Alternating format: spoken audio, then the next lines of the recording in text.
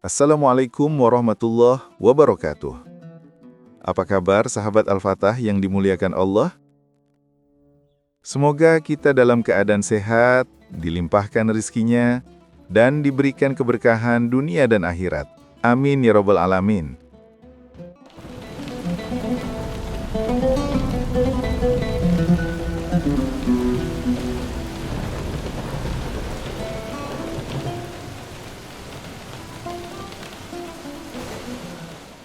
Baginda Raja adalah seorang pemimpin yang cerdas dan adil. Namun belakangan ini, ia dilanda kegelisahan. Keuangan istana yang seharusnya melimpah ruah selalu defisit. Setiap laporan keuangan yang masuk menunjukkan kerugian, padahal tidak ada proyek besar yang sedang berjalan. Uang seolah menguap begitu saja, hilang tanpa jejak. Para bendahara dan menteri keuangan dipanggil, namun mereka semua hanya bisa menunduk. Mereka tidak tahu kemana uang itu pergi. Mereka hanya bisa bilang, "Ampun Baginda." Semua pengeluaran sudah tercatat, tapi entah mengapa saldo kas selalu berkurang drastis. Baginda Raja merasa sangat frustasi. Ini tidak masuk akal. Ini seperti ada ember bocor di istana. Uang masuk dengan deras, tapi hilang sebelum sempat digunakan. Melihat kegelisahan Khalifah, para menteri menyarankan untuk memanggil Abu Nawas. Mereka tahu Abu Nawas seringkali bisa melihat masalah dari sudut pandang yang berbeda. "Wahai Abu Nawas, aku butuh bantuanmu," kata Baginda Raja. "Keuangan istana bocor, apa yang harus aku lakukan?" Abu Nawas tersenyum. "Ampun Baginda, hamba akan membantu, tapi hamba butuh waktu. Dan hamba butuh wewenang penuh untuk menelusuri setiap pengeluaran sekecil apapun," jawab Abu Nawas. Baginda Raja menyetujuinya. Abu Nawas pun memulai penyelidikannya. Ia tidak hanya memeriksa catatan keuangan, tetapi juga berkeliling istana, mengamati kebiasaan para pejabat dan pelayan. Ia memperhatikan setiap detail kecil, dari menu makanan yang disajikan hingga jumlah lilin yang dibakar setiap malam. Setelah beberapa hari, Abu Nawas kembali ke hadapan Baginda Raja.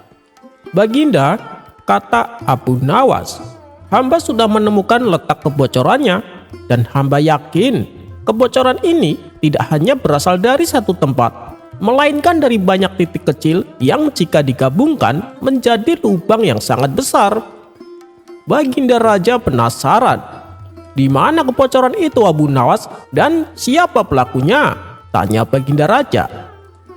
"Tidak ada satu pelaku Baginda," jawab Abu Nawas. "Kebocoran itu adalah kebiasaan boros yang tidak disadari. Hamba menemukan bahwa dapur istana sering memasak makanan terlalu banyak, hingga banyak yang terbuang. Hamba juga melihat bahwa para pelayan sering menyalakan lilin di siang hari, padahal cahaya matahari masih terang. Dan hamba mendapati banyak pejabat yang menggunakan uang kas istana untuk membeli barang-barang pribadi yang tidak penting, lalu dicatat sebagai keperluan dinas." Para menteri dan pejabat yang hadir mulai gelisah. Mereka tidak menyangkal hal-hal kecil seperti itu akan menjadi perhatian Khalifah. Abu Nawas melanjutkan, "Semua hal kecil itu jika dihitung jumlahnya sangat besar. Ibarat ember yang bocor bukan karena lubang besar, melainkan karena ribuan lubang kecil. Satu-satu lubang itu tidak terasa, tapi jika dibiarkan, air di dalam ember akan habis tak tersisa." Baginda Raja merenung. Ia menyadari bahwa masalahnya bukan pada korupsi besar, tetapi pada manajemen yang buruk dan kebiasaan yang tidak efisien. "Jadi, apa solusinya Abu Nawas?" tanya Baginda Raja. "Sederhana Baginda. Mulai sekarang, Baginda harus membuat aturan baru. Pertama, semua pengeluaran, sekecil apapun itu, harus disetujui secara langsung oleh Baginda atau pejabat kepercayaan. Kedua, Baginda harus menunjuk seseorang yang bertugas mengawasi semua pengeluaran itu dengan teliti. Dan yang paling penting, Baginda harus memberikan contoh, mulai dari makanan yang tidak berlebihan hingga pemakaian lilin hanya saat dibutuhkan. Jika pemimpin memberi contoh, rakyat dan bawahan akan mengikutinya." Baginda Raja mengangguk setuju. Ia menyadari bahwa kebocoran keuangan itu adalah cerminan dari ketidakdisiplinan di istananya sendiri. Ia kemudian menunjuk seorang menteri yang jujur dan tegas untuk mengawasi keuangan. Dan ia sendiri memulai kebiasaan hidup yang lebih sederhana. Tidak butuh waktu lama, keuangan istana mulai membaik. Ember yang tadinya bocor kini terisi penuh. Dan Abu Nawas dengan pengamatan dan logikanya yang sederhana namun mendalam, sekali lagi berhasil menyelamatkan istana dari masalah yang tampak rumit. Ia membuktikan bahwa terkadang masalah besar berasal dari hal-hal kecil yang tidak diperhatikan.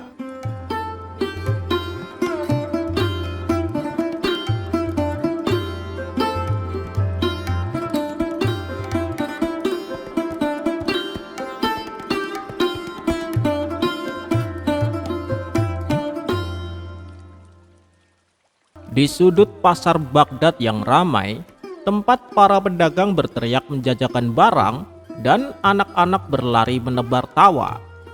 Tiba-tiba muncul sosok asing, berpakaian lusuh, berjenggot tipis, dan duduk menyendiri di bawah bayang-bayang pohon kurma. Ia hanya menunduk sambil mengulurkan tangan. "Subuh-subuh sudah ada pengemis baru," gumam seorang pedagang rempah. "Tak ku kenal wajahnya. Mungkin datang dari luar kota," jawab tukang roti. Ia tidak berbicara, hanya menunduk. Tatapannya seolah menanggung beban dunia. Beberapa warga yang iba melemparkan koin atau sepotong roti. Hari berganti hari, pengemis itu tetap di situ. Tapi perlahan, satu demi satu, orang mulai memperhatikan sesuatu yang janggal.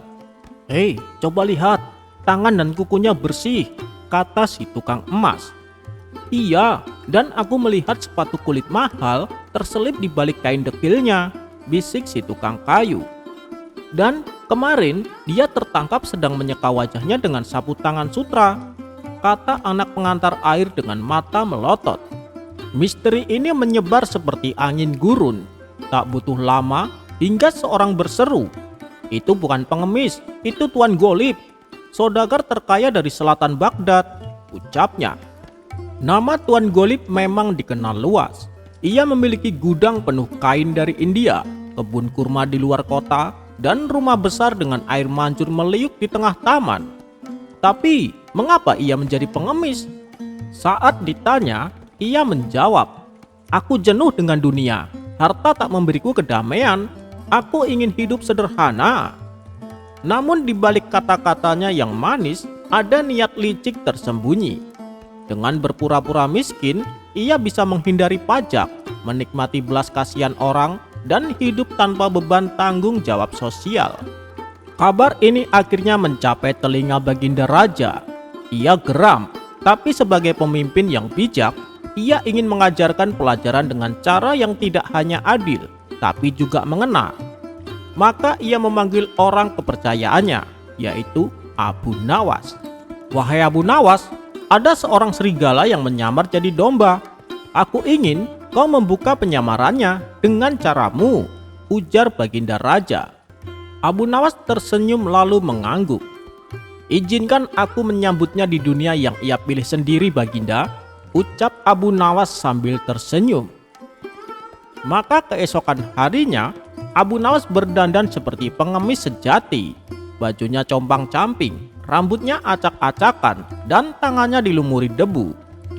Ia duduk persis di sebelah Tuan Golib di pasar. "Hari yang sulit ya," kata Abu Nawas membuka percakapan. Tuan Golib hanya mendengus. "Aku tahu kau bukan pengemis biasa, tapi kalau kau ingin jadi pengemis sejati, setidaknya lakukan dengan benar," bisik Abu Nawas. Mendengar itu Tuan Golib melirik tajam. "Kau siapa?" tanya Tuan Golib. "Aku teman seprofesi," jawab Abu Nawas dengan senyum penuh teka-teki. Lalu datanglah seorang dermawan, membawa sekeranjang roti dan sekantung koin. Ia hendak memberi keduanya pada Tuan Golib, tapi Abu Nawas buru-buru berdiri dan berteriak, Jangan berikan padaku, wahai dermawan. Berikan pada saudara kita ini." yang hartanya lebih banyak dari seluruh warga pasar ini bila digabungkan. Mendengar teriakan Abu Nawas, orang-orang menoleh. Beberapa mulai berbisik. Abu Nawas kembali berseru, "Ini dia, sang pengemis berkebun kurma, bertirai sutra, dan berkuda kencana. Mari kita beri sedekah agar ia tak jatuh miskin karena berpura-pura miskin." Kerumunan tertawa. Tuan Golib bangkit, wajahnya merah padam, tapi tak ada tempat bersembunyi. Ia dikepung rasa malu. Para penjaga kerajaan datang. Dengan tenang, mereka membawa Tuan Golib ke istana. Di hadapan Baginda Raja, Tuan Golib tertunduk. Kemudian Raja berkata, "Kau telah mempermainkan belas kasihan rakyat, mencoreng wajah pengemis yang sejati, yang hidup dari ampunan dan harapan. Maka hukumannya adalah selama 40 hari kau akan hidup benar-benar sebagai pengemis. Hartamu kusita sementara dan kau akan dilarang masuk rumahmu sendiri," ucap Baginda Raja. Tuan Golib memohon tapi sia-sia. 40 hari ia mengemis sungguhan.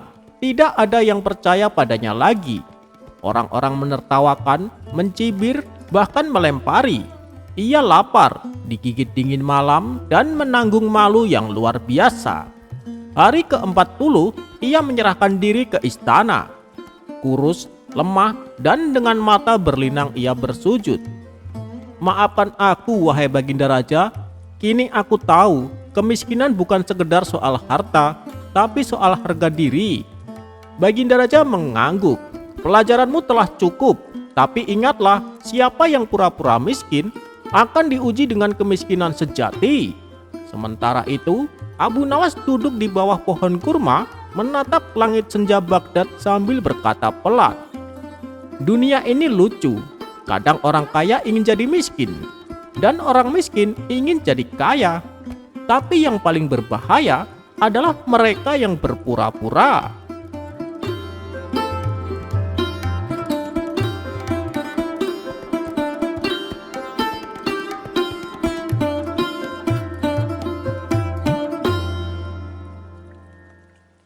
Meskipun berulang kali gagal membalaskan dendamnya, Abu Jahil selalu mencari cara supaya bisa mengalahkan Abu Nawas.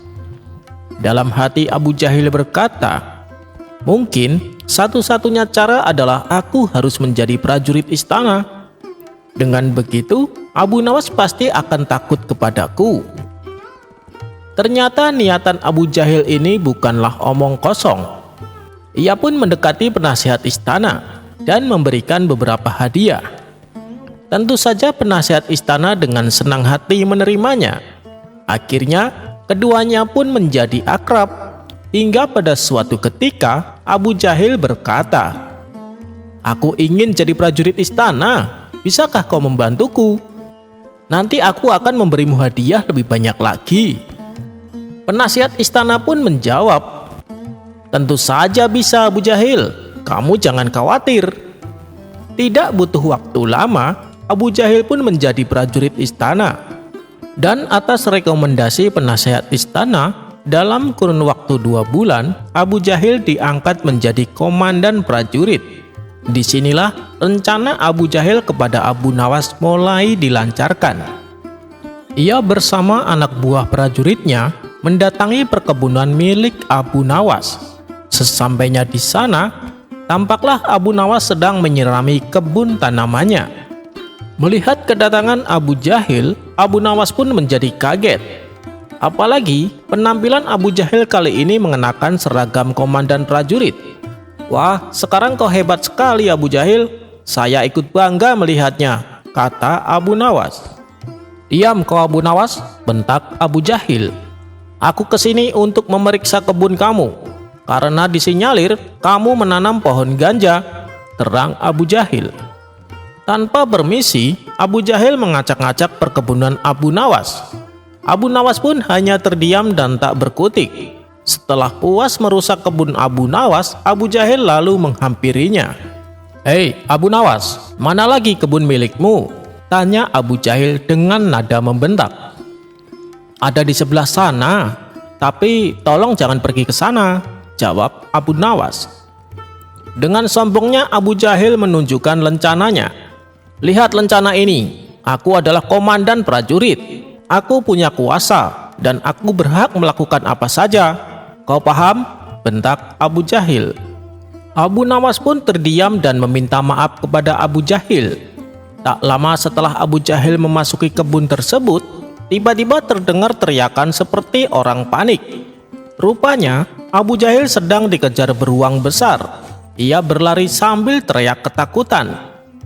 Melihat hal itu, Abu Nawas pun ikut berteriak, "Lencanamu, tunjukkan lencanamu, biar beruangnya kabur," teriak Abu Nawas sambil tertawa.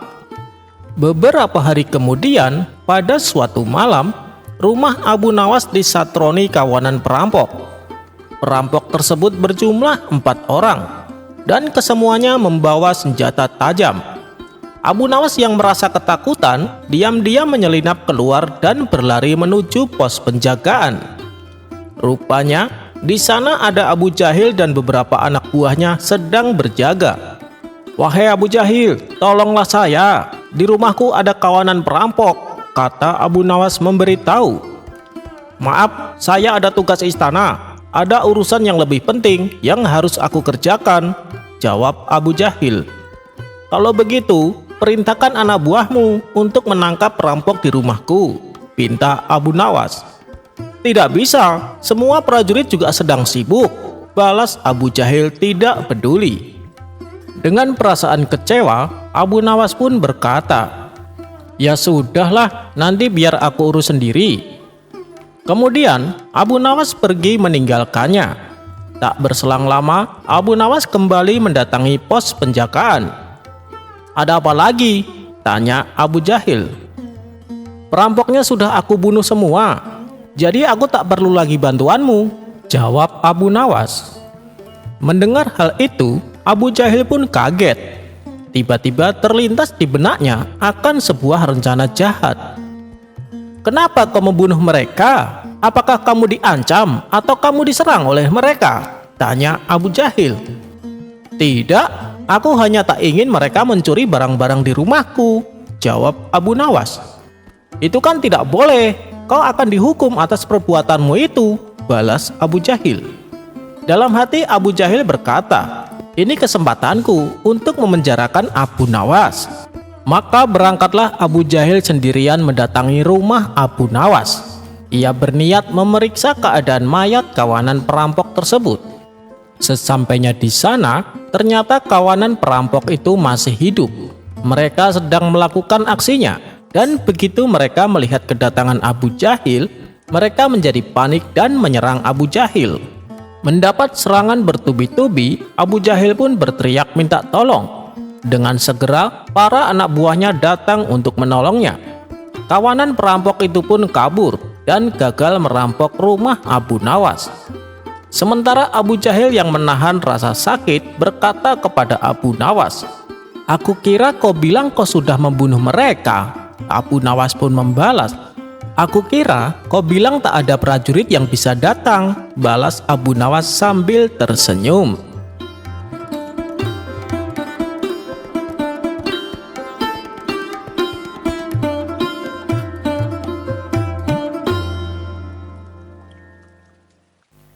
Pada suatu hari, sang raja meminta kepada tukang emasnya yang sudah tua untuk menuliskan sesuatu di dalam cincinnya. Raja berpesan, "Tuliskanlah sesuatu yang bisa kamu simpulkan dari seluruh pengalaman dan perjalanan hidupmu, supaya itu bisa menjadi pelajaran untuk hidupku." Berbulan-bulan si tukang emas yang tua itu membuat cincinnya. Lalu lebih sulitnya menuliskan apa yang penting di cincin emas kecil itu. Akhirnya setelah berdoa dan merenungkan, si tukang emas itu menyerahkan cincinnya pada sang raja. Dan dengan tersenyum, sang raja membaca tulisan kecil di cincin itu yang berbunyi, "Dan yang ini pun akan berlalu." Awalnya sang raja tidak terlalu paham dengan apa yang tertulis di sana.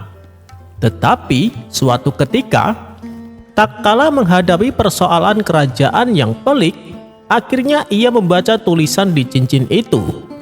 Dan ia pun menjadi lebih tenang. Dan ini pun akan berlalu.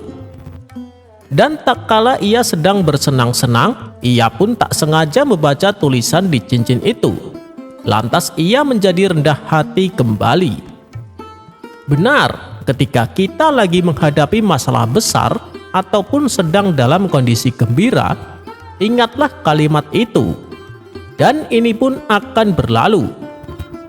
Kalimat ini, kalau direnungkan dengan bijak, akan mengantarkan diri kita pada keseimbangan hidup.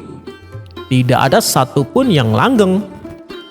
Jadi, ketika kita mempunyai masalah, tidaklah perlu terlalu bersedih. Tetapi, tak kala kita sedang dalam keadaan senang, nikmatilah selagi kita bisa senang. Ingatlah, apapun yang kita hadapi saat ini, semuanya akan berlalu. Maka jadilah orang yang tetap sejuk di tempat yang panas, yang tetap manis di tempat yang begitu pahit, yang tetap merasa kecil meskipun telah menjadi besar, yang tetap tenang di tengah badai hebat, yang tetap selalu mengandalkan Tuhan dalam segala perkara.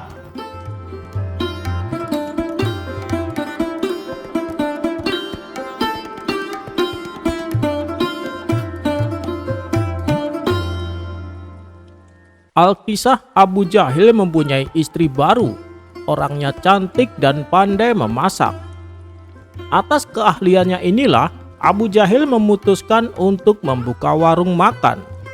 Dan benar saja, dalam waktu sekejap, warung makan miliknya ramai oleh pembeli.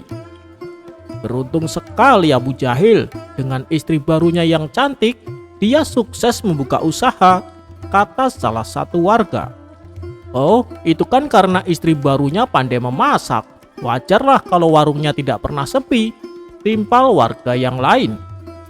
Hingga pada suatu hari, Abu Nawas dan kawan-kawan mendatangi warung makan Abu Jahil. Melihat itu, Abu Jahil pun segera menghampirinya. Ini kesempatanku untuk mempermalukan Abu Nawas, pikir Abu Jahil. Kalian mau makan di sini, memangnya kalian bawa uang berapa? Perlu kalian ketahui, di sini tidak boleh menghutang ya, jelas Abu Jahil. Tidak usah khawatir, kami pasti akan membayar, jawab Abu Nawas. Alah, apalagi yang bicara kamu Abu Nawas, mana mungkin aku percaya. Kamu itu orang miskin, makanya kalau cari istri seperti saya dong, cantik dan pandai memasak, ejek Abu Jahil. Sudah, tidak usah bertengkar. Aku yang akan mentraktir mereka, kata salah satu kawan Abu Nawas mencoba meredam suasana. Di saat yang bersamaan, ada lelaki buta yang juga hendak makan di warung Abu Jahil. Ia mengambil tempat duduk yang tak jauh dari Abu Nawas dan kawan-kawannya. Abu Jahil pun segera menghampirinya. Tuan mau pesan apa? Tanya Abu Jahil dengan sopan. Bawakan saja sendok bekas makan pembeli, jawab lelaki buta. Meski agak heran, Abu Jahil menuruti permintaannya. Dan ketika sendoknya diserahkan, lelaki buta itu menciuminya. Nah, ini masakan yang aku suka. Aku pesan sop iga sapi, kata lelaki buta tersebut. Sontak hal ini membuat Abu Jahil terkejut. Bagaimana Tuan bisa tahu? Tanya Abu Jahil keheranan. Oh, itu mudah saja. Aku cukup menciumi aroma dari bekas makanan, jawabnya.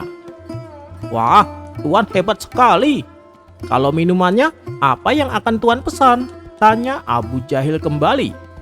Bawakan aku gelas bekas minuman pembeli, biar aku yang memilihnya, pinta lelaki buta. Abu Jahil pun segera memberikan 3 gelas. Setelah menciumi gelas-gelas tersebut, lelaki buta itu berkata, gelas pertama sepertinya teh campur madu. Aku tidak suka minuman itu. Gelas kedua juga aku tidak suka. Ini sepertinya teh campur zaitun. Nah, kalau gelas yang ketiga, ini baru aku suka. Teh dicampur daun jeruk. Untuk kedua kalinya Abu Jahil dibuat takjub olehnya. Hebat sekali orang ini. Meskipun buta, Tapi penciumannya luar biasa, gumam Abu Jahil. Kekaguman tersebut juga dirasakan oleh Abu Nawas dan kawan-kawan. Setelah menyantap hidangan yang disajikan, lelaki buta itu pun hendak membayar apa yang telah dimakannya. "Aku sudah selesai nih, berapa total semuanya?" tanya lelaki buta. Abu Jahil yang masih penasaran ingin kembali menguji kehebatannya. "Tuan, tidakkah Tuan ingin mencicipi hidangan penutup?" tanya Abu Jahil. "Oh, tidak, terima kasih, aku sudah kenyang," jawab lelaki buta. "Begini Tuan, kalau Tuan bisa menebak apa hidangannya, maka hidangan yang sudah Tuan makan akan saya gratiskan. Tuan tidak perlu membayarnya. Tapi kalau Tuan salah, maka Tuan harus membayar 2 kali lipat. Bagaimana? Apakah Tuan setuju?" tanya Abu Jahil. Mendapat tantangan tersebut, lelaki buta itu menyetujuinya. "Baik, bawa ke sini sendoknya," kata lelaki buta. Disinilah Abu Jahil mulai melancarkan aksi nakalnya. Ia pun segera menghampiri sang istri. "Taruh sendok ini di ketiakmu dan diamkan beberapa saat," kata Abu Jahil. "Untuk apa?" tanya sang istri kebingungan. "Sudah, turuti saja kata-kataku," perintah Abu Jahil. Meski tidak tahu maksud Abu Jahil, sang istri menuruti permintaannya. Sementara Abu Nawas dan kawan-kawan yang menyaksikan itu hanya bisa geleng-geleng kepala menyaksikan perilaku Abu Jahil. "Keterlaluan Abu Jahil, tega-teganya mengerjai lelaki buta," kata Abu Nawas kepada kawan-kawannya. Kemudian Abu Jahil kembali mendatangi lelaki buta dengan membawa sendoknya yang sudah ditaruh di ketiak sang istri. "Ini Tuan sendoknya," ucap Abu Jahil cengengesan. Lelaki itu pun menerimanya dan menciumi sendok tersebut. Seketika si lelaki menjadi terkejut. "Sejak kapan Jamal kerja di sini?" tanya lelaki buta. Abu Jahil menyahut pertanyaan lelaki buta tersebut. "Jamal? Jamal siapa maksud Tuan?" kata Abu Jahil balik bertanya. "Jamal itu nama dia waktu masih jadi laki-laki. Setelah jadi wanita, namanya diganti menjadi Jubaidah. Dia itu dulu mantan istriku. Begitu aku mengetahui kalau dia laki-laki, aku langsung menceraikannya," kata lelaki buta memberitahu. Spontan Abu Nawas dan kawan-kawan tertawa terpingkal-pingkal mendengarnya. Adapun Abu Jahil langsung jatuh pingsan dan tak sadarkan diri. Itu dikarenakan Zubaidah yang dimaksud lelaki buta adalah istri daripada Abu Jahil.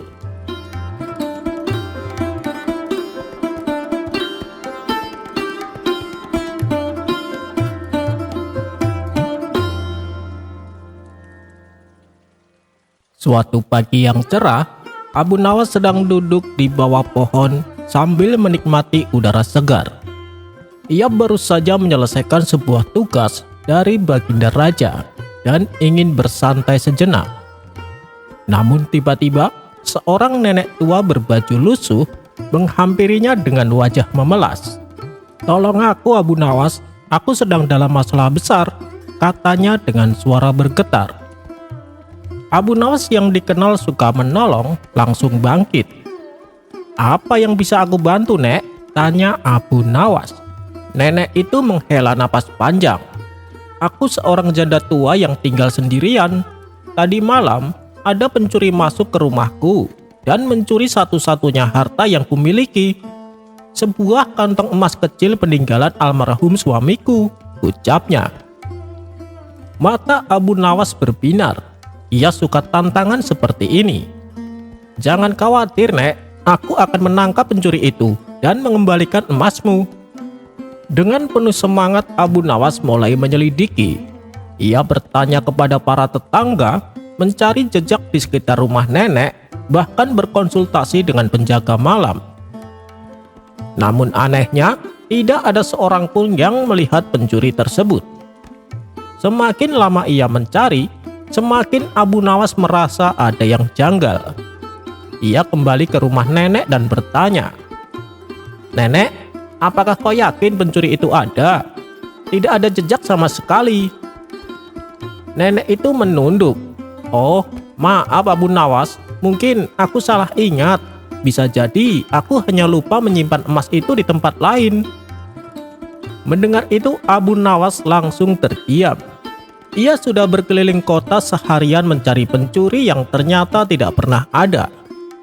Melihat wajah Abu Nawas yang kebingungan, nenek itu tiba-tiba tertawa terbahak-bahak. Hahaha, kau benar-benar pintar Abu Nawas, tapi kali ini kau yang kena akal-akalan, ucap nenek tersebut. Abu Nawas mengernyit. Apa maksudmu, Nek? Tanya Abu Nawas tidak mengerti. Nenek itu tersenyum. Selama ini kau selalu mengerjai orang lain dengan kecerdikanmu. Aku hanya ingin tahu, apakah seorang Abu Nawas bisa dikerjai juga? Dan ternyata bisa. Hahaha. Para tetangga yang mendengar percakapan mereka pun ikut tertawa. Abu Nawas awalnya terkejut, tetapi kemudian ia ikut tersenyum. Baiklah, Nek, kali ini aku akui, aku yang kena jebakan. Tapi ingat, suatu saat aku akan membalasnya, kata Abu Nawas sambil terkekeh. Nenek itu hanya tersenyum penuh kemenangan. Sejak hari itu, Abu Nawas belajar bahwa bahkan orang yang paling cerdik pun bisa dikerjai oleh seorang yang lebih tua dan berpengalaman.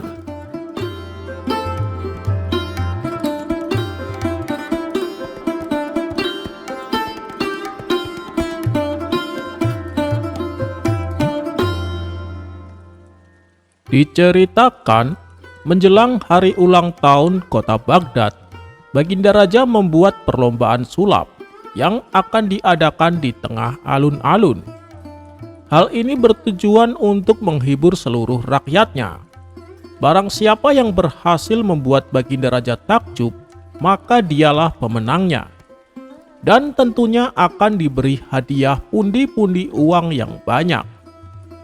Abu Nawas yang mendengar kabar tersebut berinisiatif untuk mengikuti perlombaan sulap. Namun rencana Abu Nawas ini malah ditertawakan oleh kawan-kawannya, terutama oleh Abu Jahil. Ia langsung mengejek Abu Nawas. Memangnya kau bisa sulap, Abu Nawas? Kamu dan keledaimu otaknya tak jauh beda. Tawa mereka pun kembali pecah. Kalian lihat saja nanti, aku pasti akan menjadi juaranya, ujar Abu Nawas. Sudahlah Abu Nawas, kau tak usah bermimpi. Aku akui kau memang cerdik, tapi ini sulap Abu Nawas. Sulap, kau tahu sulap kan? Untuk bisa menguasai ilmu sulap, harus punya keahlian, kata kawan yang lain. Akan tetapi Abu Nawas tak menghiraukan perkataan mereka. Ia tetap bertekad untuk mengikuti perlombaan tersebut. Dan hari yang ditunggu-tunggu pun telah tiba. Semua orang ramai berkumpul di lapangan. Pesulap pertama mempertontonkan aksinya. Tali yang ia pegang seketika berubah menjadi tongkat. Para penonton pun bertepuk tangan dan memuji kehebatan pesulap pertama. Pesulap kedua tak mau kalah. Ia maju dan mempertontonkan aksi sulapnya. Dengan topi yang dibawanya, ia bisa mengeluarkan bermacam-macam benda. Dari mulai kartu, tongkat, sampai burung merpati. Begitu pula dengan pesulap ketiga dan seterusnya. Masing-masing mempertontonkan aksi sulapnya yang memukau. Baginda Raja pun merasa terhibur dengan perlombaan sulap tersebut. Hingga pada akhirnya, tibalah giliran Abu Nawas. Awalnya Baginda Raja terkejut dan heran. Kau yakin bisa sulap Abu Nawas? Tanya Baginda Raja tak percaya. Tentu saja Paduka, pasti Paduka akan terpana, jawab Abu Nawas dengan penuh percaya diri. Baik, kau saya perbolehkan ikut.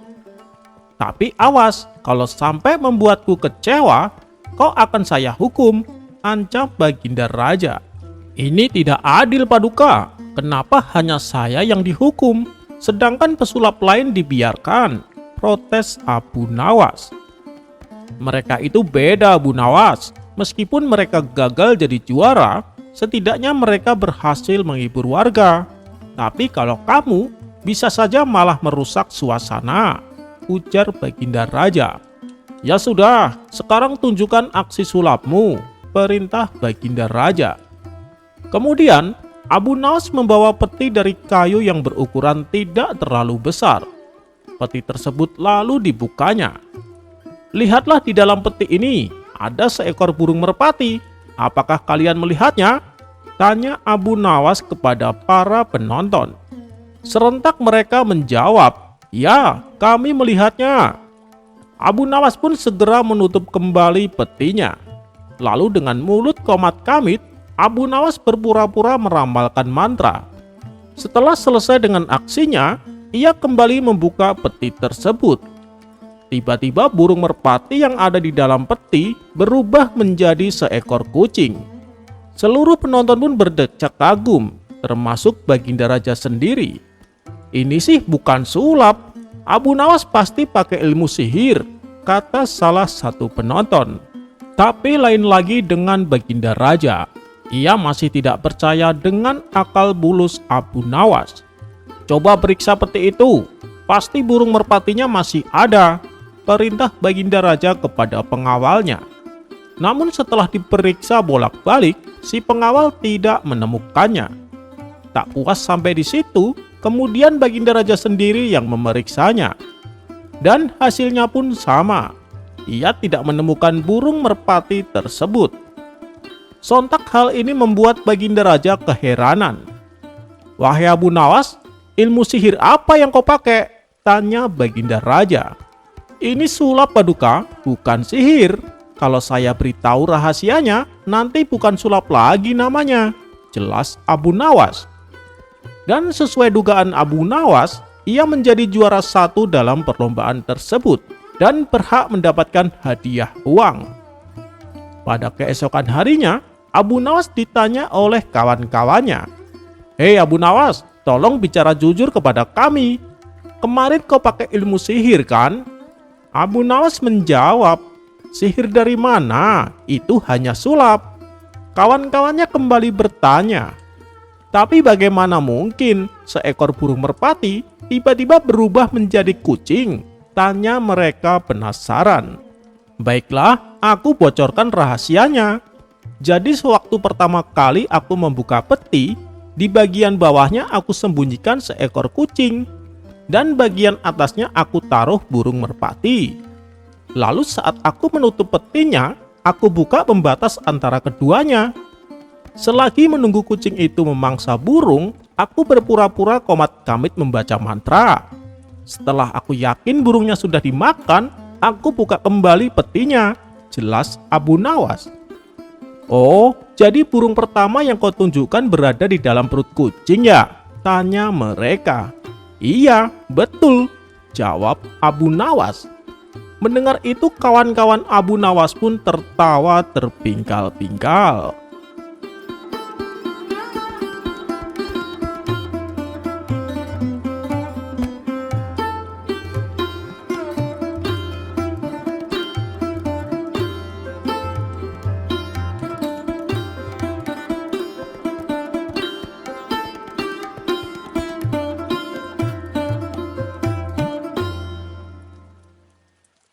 Diceritakan Baginda Raja beserta rombongan akan mengadakan perjalanan ke kota Basro.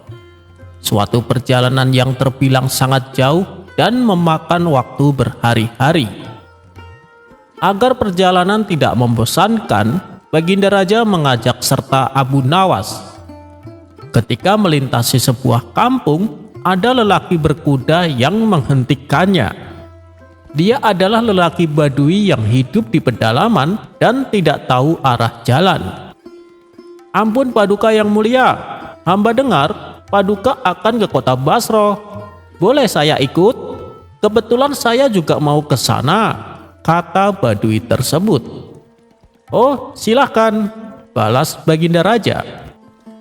Badui itu pun merasa senang. Menurutnya, dengan bersama rombongan kerajaan, perjalanannya akan menjadi aman. Tidak akan ada perampok yang berani menghadang dan tidak akan tersesat di jalan. Tetapi yang membuat Baginda Raja risih, selama dalam perjalanan, si Badui mengendarai kudanya berdampingan tepat di sampingnya. Lalu salah satu prajurit pengawal segera menegurnya. "Hei, kau jalan di barisan belakang, jangan di sini." Namun si Badui menolaknya. "Kau siapa? Kenapa melarangku?" tanya si Badui. "Saya prajurit pengawal, saya yang harusnya ada di sini." "Apa itu prajurit pengawal?" tanya Badui kembali. "Orang yang menjaga keselamatan raja," jawab si prajurit. "Oh, saya juga ingin perjalanan saya selamat, jadi saya harus berjalan di samping raja," balas si Badui. Karena si Badui keras kepala, pengawal tersebut minta bantuan sang menteri. Kemudian sang menteri pun menghampirinya. "Maaf, kamu tidak seharusnya berada di sini. Kamu sebaiknya berjalan di barisan belakang," kata sang menteri. "Siapa juga kamu? Kenapa ikut-ikutan melarang saya?" tanya si Badui. "Saya ini menteri istana," jawab sang menteri. "Menteri? Apa itu menteri?" tanya si Badui. "Menteri adalah pembantu raja yang bertugas menangani urusan kerajaan," jawab sang menteri. "Oh, cuma pembantu? Tak kira siapa." "Sudahlah, jangan ngatur-ngatur saya. Pokoknya aku mau berjalan di tempat paling depan bersama Baginda Raja," ujar si Badui. Sang menteri pun kewalahan menghadapinya.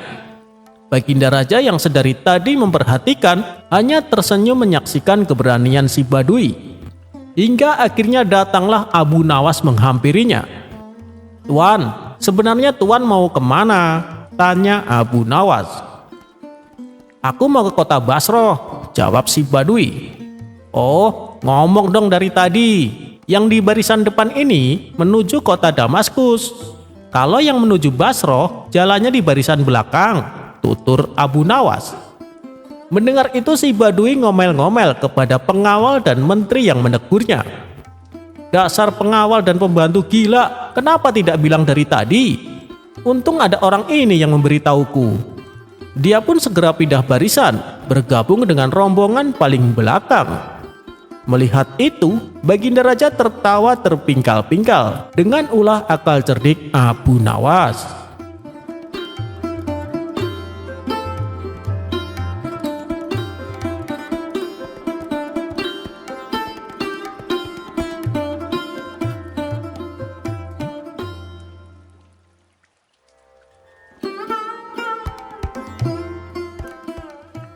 Di sela-sela waktu senggangnya, Baginda Raja memanggil Abu Nawas ke istana. Raja ingin menguji kecerdikannya kembali dengan menjawab beberapa pertanyaan yang akan diajukan. "Wahai Abu Nawas, menurutmu mana yang lebih baik? Berkata jujur atau berkata bohong?" tanya Baginda Raja. "Berkata jujur itu lebih baik, Paduka," jawab Abu Nawas. "Tetapi tidak selamanya jujur itu baik, karena terkadang kebohongan bisa menyelamatkan nyawa kita," sanggah Baginda Raja. "Maaf Paduka Raja, bisa dijelaskan apa maksud dari ucapan Paduka itu?" pinta Abu Nawas. "Begini Abu Nawas, misalnya negeri kita diserang oleh musuh. Karena kalah jumlah dan persenjataan, musuh berhasil menguasai negeri kita. Tapi mereka tidak berhasil menangkapku. Lalu mereka menanyakan kepadamu tentang persembunyianku. Apakah kamu akan berkata jujur? Padahal kamu tahu di mana aku bersembunyi. Apakah kamu tega membiarkan rajamu akan dibunuh?" tanya Baginda Raja. "Oh, kalau begitu, aku tidak akan berbohong dan tidak juga akan berkata jujur. Aku akan berkata, aku tidak tahu," jelas Abu Nawas. Baginda Raja pun menertawakan kecerdikan Abu Nawas dan menghadiahi sekantong keping emas.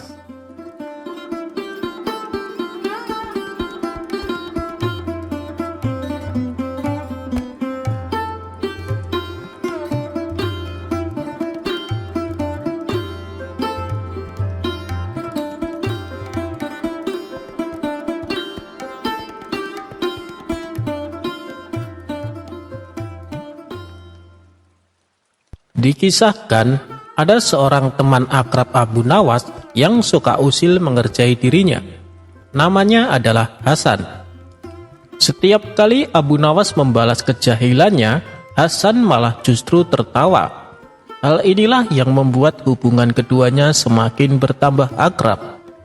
Meski demikian, Hasan terkenal sangat penakut, apalagi kalau melewati tempat-tempat angker. Suatu hari, Abu Nawas mengajak Hasan pergi ke kampung tetangga dengan tujuan untuk membeli seekor keledai. Setibanya di kampung tersebut, hujan cukup deras. Mereka pun terpaksa berteduh di sebuah rumah. Untungnya, tujuan Abu Nawas membeli keledai sudah didapatkan sebelum hujan turun. Ketika waktu menjelang malam, hujan pun mulai reda dan lambat laun berhenti. "Kita pulang naik keledai ini saja. Aku duduk di depan, kamu duduk di belakang," kata Abu Nawas. Disinilah sifat usil Hasan mulai kembali ditunjukkan. Saat keduanya sedang duduk di atas keledai, Hasan kentut dengan suara yang cukup keras, sehingga baunya menyebar sampai ke hidung Abu Nawas. "Sialan, kentutmu bau sekali Hasan," celetuk Abu Nawas. Dengan tertawa Hasan pun menjawab, "Bukan aku yang kentut, tapi keledaimu." Lalu keduanya pun tertawa bersama-sama. Tidak berapa lama kemudian sampailah mereka di pintu gerbang kampung halaman, di mana di samping pintu gerbang tersebut terdapat kuburan yang cukup angker, dan itu adalah satu-satunya akses jalan masuk. Karena jalannya gelap, Hasan mulai terlihat ketakutan. Tangannya memegang erat pundak Abu Nawas. Kesempatan ini langsung dimanfaatkan Abu Nawas untuk membalas keusilannya Hasan. Ketika mereka mulai melewati kuburan, Abu Nawas bertanya, "Sepertinya di belakang ada orang." Hasan yang tengah ketakutan segera menoleh ke arah belakang. "Tidak ada siapa-siapa, Abu Nawas," jawab Hasan. "Kamu yakin tidak ada orang di belakangku?" tanya Abu Nawas kembali. Untuk kedua kalinya, Hasan kembali menoleh ke belakang. "Tidak ada siapa-siapa, kamu jangan menakut-nakuti aku," kata Hasan. "Tapi kenapa aku mendengar suara orang ya? Kamu yakin tidak ada orang di belakangku?" tanya Abu Nawas kembali. "Sudah aku bilang tidak ada orang, Abu Nawas," teriak Hasan bertambah takut. Tiba-tiba Abu Nawas mengangkat pantatnya tepat di muka Hasan. Ia kentut dengan suara yang tak kalah keras dengan suara kentut Hasan. "Kurang ajar kau Abu Nawas, kentut di muka orang sembarangan," kata Hasan emosi. "Loh, tadi katanya tidak ada orang. Aku kan sudah tanya apakah di belakangku ada orang. Kau bilang tidak ada. Saya tanya sampai beberapa kali, tapi kau tetap mengatakan tidak ada. Malah kau menoleh ke arah belakangmu. Padahal yang aku tanya, apakah ada orang di belakangku? Bukan di belakangmu," ucap Abu Nawas. Menyadari dirinya dikerjain Abu Nawas, Hasan tak kuasa menahan tawanya. Mereka berdua pun tertawa di sepanjang perjalanan.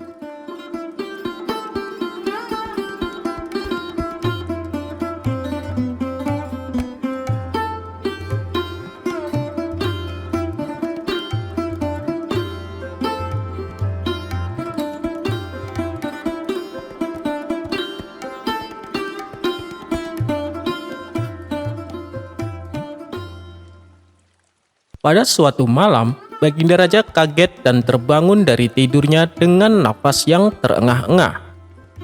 Baginda Raja baru saja bermimpi buruk. Pada keesokan harinya, Baginda Raja terlihat sangat gelisah. Ia masih saja terngiang-ngiang tentang mimpinya semalam.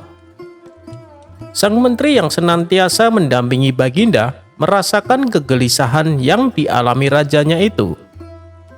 "Ampun Paduka yang mulia, kenapa Baginda terlihat murung? Apakah Paduka sedang kurang sehat?" tanya sang menteri.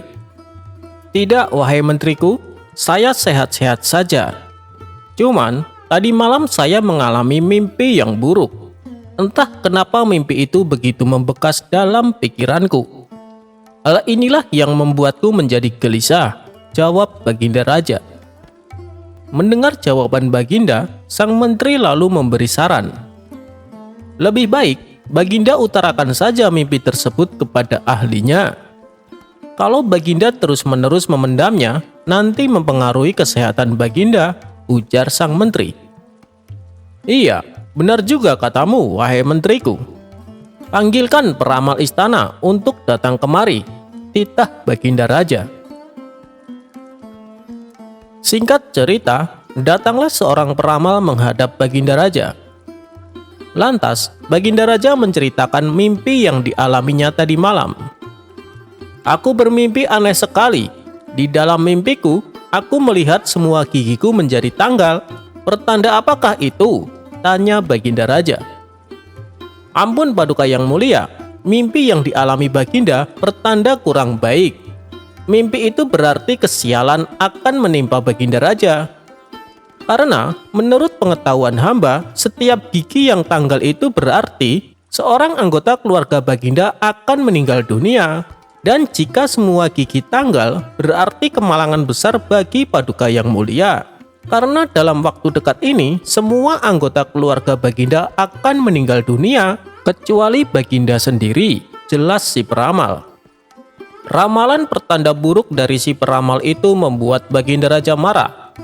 Penafsiran macam apa itu? Saya tidak suka, bentak Baginda Raja. Kemudian, Baginda Raja memerintahkan prajuritnya untuk memberi hukuman cambuk kepada si peramal. Di hari berikutnya, Baginda Raja kembali memanggil peramal yang lain. Maka datanglah si peramal menghadap Baginda Raja. Kepada si peramal kedua, Baginda kembali menceritakan mimpinya. Kemarin malam, aku bermimpi aneh sekali. Di dalam mimpiku, aku melihat semua gigiku tanggal. Menurutmu, apa arti dari mimpiku semalam? Tanya Baginda Raja. Sebenarnya, peramal kali ini penafsirannya juga sama dengan peramal sebelumnya, yaitu bahwa dalam waktu dekat semua keluarga Baginda Raja akan meninggal. Akan tetapi karena ia takut dihukum cambuk, ia pun pura-pura memilih tidak tahu. Maaf Paduka yang mulia, kalau mimpi tentang gigi tanggal, hamba kurang tahu. Karena keahlian hamba khusus membahas putar mimpi bertemu hewan besar ataupun makhluk halus, kata si peramal beralasan. Peramal macam apa kamu ini? Masa menafsir mimpi kayak gini saja tidak bisa? Prajurit, beri dia hukuman cambuk. Walhasil, akhirnya si peramal kena hukuman juga. Hari berikutnya, Baginda Raja kembali memanggil para peramal lainnya. Tapi karena takut kena hukuman, mereka tidak mau datang dengan alasan sakit. Namun, tiba-tiba saja datanglah Abu Nawas ke istana menghadap Baginda Raja. Abu Nawas, ada apa datang kemari? Tanya Baginda Raja. Hamba dengar, Paduka sedang mencari peramal atas mimpi Paduka, tutur Abu Nawas. Ya benar Abu Nawas, tapi ramalan mereka semua malah membuatku jengkel, ujar Baginda Raja. Kalau boleh tahu, mimpi apa yang Paduka alami? Barangkali hamba bisa menafsirkannya, kata Abu Nawas percaya diri. Mana mungkin kamu tahu? Kamu itu kan bukan peramal atau ahli tafsir mimpi Abu Nawas, ucap Baginda Raja heran. Itu sih terserah Baginda saja. Mau percaya syukur, tidak percaya juga tidak apa-apa, jawab Abu Nawas enteng. Baginda Raja pun akhirnya menceritakan perihal mimpinya kepada Abu Nawas. Menurutmu, apa arti mimpiku tersebut? Tanya Baginda Raja kepada Abu Nawas. Abu Nawas tak langsung menjawabnya. Ia pun berpikir sejenak. Setahu saya, kalau mimpi gigi tanggal, berarti ada salah satu keluarganya yang akan mati. Sedangkan mimpi Baginda ini, giginya tanggal semua. Itu berarti, dalam waktu dekat semua keluarganya akan meninggal. Tapi, kalau saya sampaikan apa adanya, pasti Baginda Raja akan menghukum saya, pikir Abu Nawas dalam hati. Bagaimana Abu Nawas? Apakah kau sudah menemukan arti mimpiku? Tanya Baginda Raja kembali. Lalu dengan akal cerdiknya, Abu Nawas menjawab. Sudah Baginda Raja, berbahagialah Baginda, Mimpi Baginda tersebut pertanda Baginda adalah orang yang paling beruntung di dunia. Benarkah Abu Nawas? Mengapa demikian? Tanya Baginda Raja Girang. Karena Paduka akan tetap hidup lama dari semua anggota keluarga Baginda, jawab Abu Nawas mantap. Mendengar perkataan Abu Nawas itu, tampaklah senyum mengembang di wajah Baginda Raja. Ia terlihat sangat puas dengan jawaban Abu Nawas. Tidak kusangka, ternyata kamu peramal yang hebat, Abu Nawas. Dan sebagai hadiah atas kehebatanmu itu, kuhadiahkan 5 keping emas untukmu. Terimalah, wahai Abu Nawas, kata Baginda Raja puas. Sebenarnya, kalau kita perhatikan, antara jawaban peramal-peramal dengan Abu Nawas itu sama saja. Yang membedakan adalah cara penyampaiannya. Peramal yang pertama berbicara apa adanya tanpa memikirkan akibatnya. Sedangkan Abu Nawas menjawab dengan lebih bijak, sehingga Baginda Raja pun merasa senang dan memberikannya hadiah. Pesan dari cerita ini, saat menyampaikan kebenaran, maka pakailah cara yang benar-benar bijak.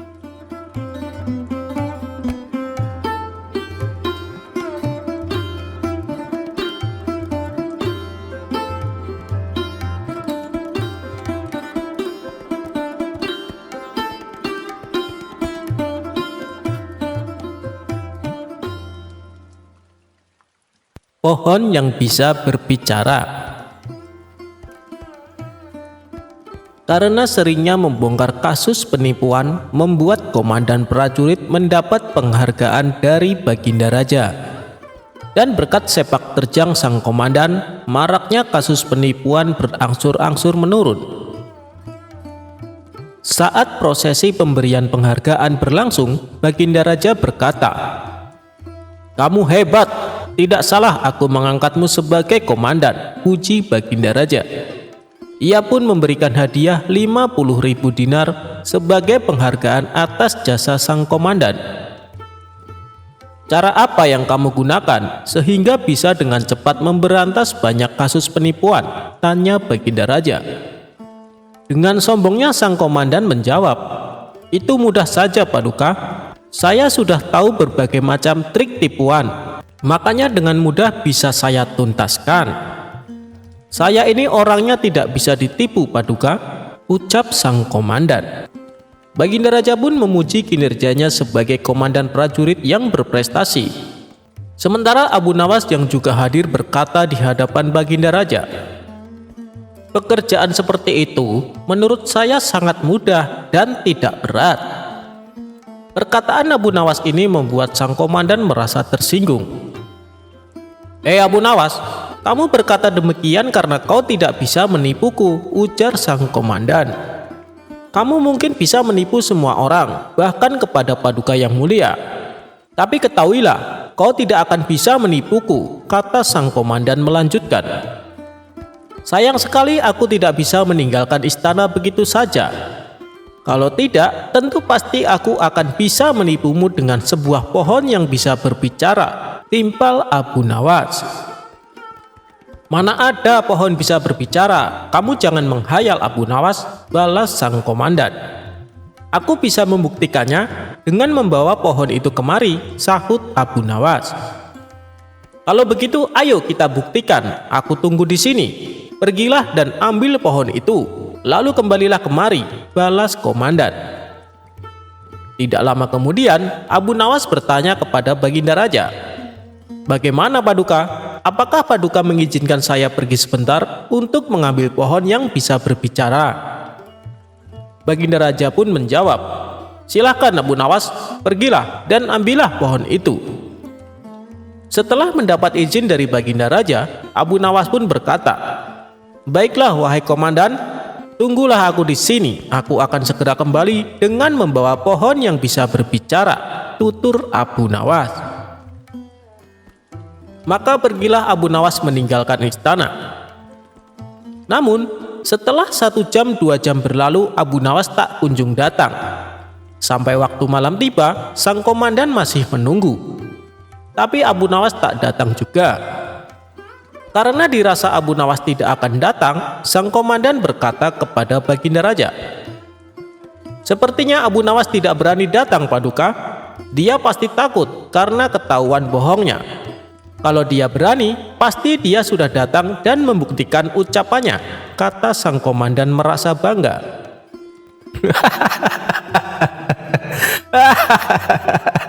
Baginda Raja justru tertawa mendengar pengakuan komandan istana. "Ampun Paduka yang mulia, kenapa Paduka malah tertawa?" tanya sang komandan merasa heran. "Abu Nawas tidak datang bukan karena takut ketahuan berbohong, tapi justru telah berhasil menipumu," balas Baginda Raja sambil tertawa. "Maksud Paduka?"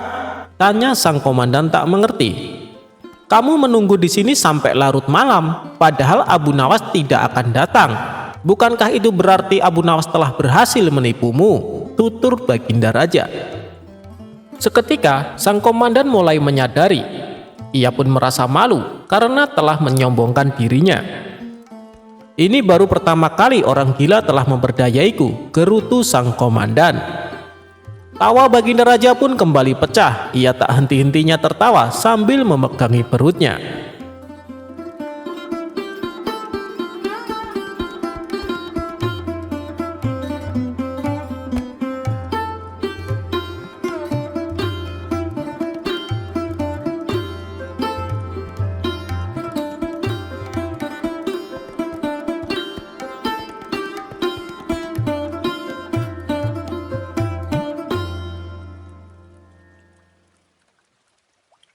Keluarga Abu Nawas adalah keluarga yang sederhana. Kesehariannya dalam mencari nafkah adalah sebagai pencari kayu di hutan. Meskipun kondisinya yang serba pas-pasan, tak menyurutkan hatinya untuk selalu bersyukur. Dan suatu ketika saat Abu Nawas tengah mencari kayu bakar di hutan, dia melihat segerombolan orang berwajah garang sedang berjalan menuju ke arahnya.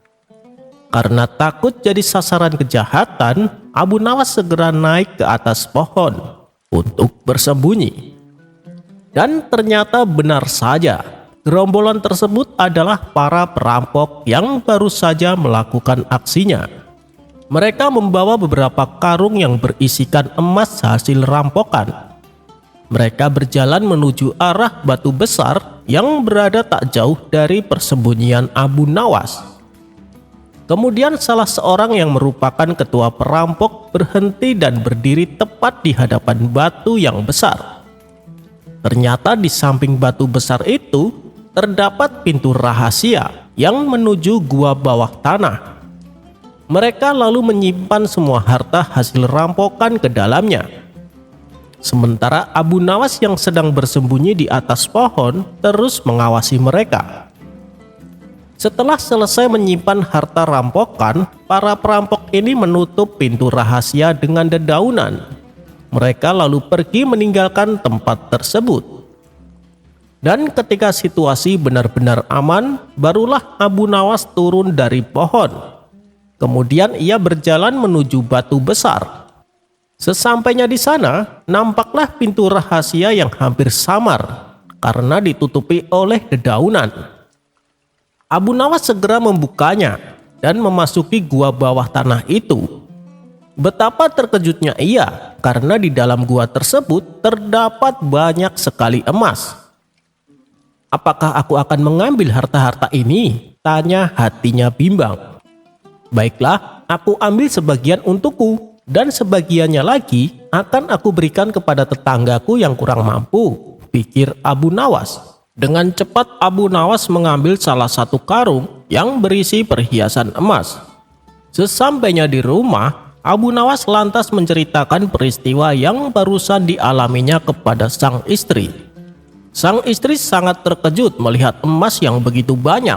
Dia pun memberikan usul kepada Abu Nawas supaya membagikan sebagian uang emas kepada para tetangga yang hidupnya serba kekurangan. Tentu saja Abu Nawas sangat senang dengan sikap sang istri yang tidak tamak, sebab dia sendiri telah punya rencana yang sama.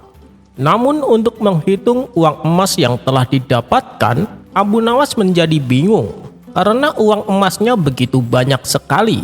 Padahal ia ingin membaginya secara rata kepada para tetangganya yang miskin. Akhirnya ia berinisiatif pinjam timbangan kepada Abu Jahil, tetangga dekatnya. "Untuk apa pinjam timbangan? Memangnya kamu punya harta?" tanya Abu Jahil meledek. Abu Nawas hanya terdiam. Ia sengaja menutupi dan merahasiakan mengenai temuan emasnya agar tidak ada seorang pun yang tahu. Hal ini justru membuat Abu Jahil penasaran. Ia ingin tahu harta apa yang dimiliki Abu Nawas. Diam-diam, sebelum Abu Jahil meminjamkannya, ia mengolesi timbangan dengan minyak yang lengket. Dan beberapa hari kemudian Abu Nawas kembali mendatangi Abu Jahil untuk mengembalikan timbangannya. Setelah Abu Nawas pergi, Abu Jahil langsung memeriksa timbangannya. Bukan main kagetnya Abu Jahil. Ia mendapati ada koin emas yang menempel di timbangan miliknya. Oh, jadi Abu Nawas punya banyak emas, sampai-sampai dia menghitungnya memakai timbangan, gumam Abu Jahil. Dari situlah muncul rencana jahat di benak Abu Jahil. Ia pun bergegas menuju rumah Abu Nawas. Sesampainya di rumah Abu Nawas, Abu Jahil bertambah kaget sebab ia melihat banyak sekali koin uang emas. "Hei, Abu Nawas, dari mana kau dapatkan emas sebanyak ini? Cepat beritahu aku. Kalau kau menolak, aku akan menyebarkan rahasia ini ke semua orang," ancam Abu Jahil. Dengan terpaksa, Abu Nawas memberitahu di mana ia mendapatkan emas-emas tersebut. Dan tanpa menunggu lama, Abu Jahil langsung mendatangi gua bawah tanah. Ia membuka pintu rahasia dan memasukinya. "Luar biasa, emasnya banyak sekali," teriak Abu Jahil kegirangan. Karena sifat tamaknya ini, Abu Jahil berniat membawa semua emas-emas tersebut. Tapi naasnya, saat ia tengah asik memasukkan emas ke dalam karung, tiba-tiba gerombolan perampok datang memergokinya. Akibatnya Abu Jahil dihajar habis-habisan sampai jatuh pingsan. Ia pun lalu dibuang ke tengah hutan. "Pasti ada orang lain yang berhasil mengambil emas, soalnya karungnya kurang satu," kata ketua perampok. Dia pun perintahkan kepada seluruh anak buahnya untuk menyelidiki siapa orangnya yang tahu tempat rahasia penyimpanan emas. Para perampok ini lalu menyebar ke setiap desa yang berada di sekitar hutan. Mereka lalu menanyai warga setempat. "Apakah Tuan mendengar ada orang yang tiba-tiba kaya?" tanya salah satu perampok. "Iya, ada. Namanya Abu Nawas," jawab salah satu warga. "Bisakah kau tunjukkan di mana rumahnya? Nanti saya akan memberimu bayaran," ujar si perampok. Para perampok pun lalu diantar sampai di depan rumahnya Abu Nawas. "Ini dia rumahnya," kata warga tersebut. "Terima kasih ya, ini bayaran untukmu. Silahkan pulang," balas si perampok. Kemudian salah satu anak buah perampok bertanya kepada pemimpinnya, "Bagaimana Tuan? Apakah kita langsung saja bunuh dia?" "Jangan sekarang, ini masih sore. Nanti malam kita datang ke sini lagi. Lalu kita bunuh dia dan keluarganya," jawab ketua perampok.